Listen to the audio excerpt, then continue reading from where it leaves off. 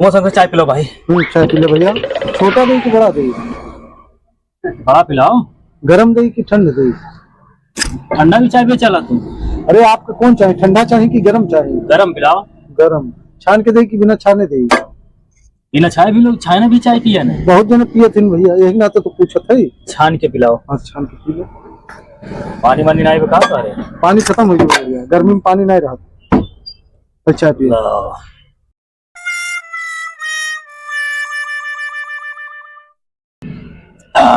चाय तो बहुत बढ़िया रहा भाई। चाय बढ़िया रहा था भैया। अब तू ही बतावा। हाँ बोला। तुम्हें 10 का नोट दे कि 20 का नोट दे? 10 का दिया, काहे 20 का देगा? ज्यादा ना ले भैया। तो तुम्हें नोट दे कि सिक्का दे? नोट 10, सिक्का काहे देगा? अच्छा। हाँ। तो दाहिने हाथे दे कि बाएं हाथे दे? बाएं हाथे वो बेकार करबा बौनी का, दाहिने हाथे दे। अच्छा ठीक है। ऊपर से दे कि नीचे से दे? ऊपर से दे, नीचे से कहाँ देगा? अरे नीचे से ले ले।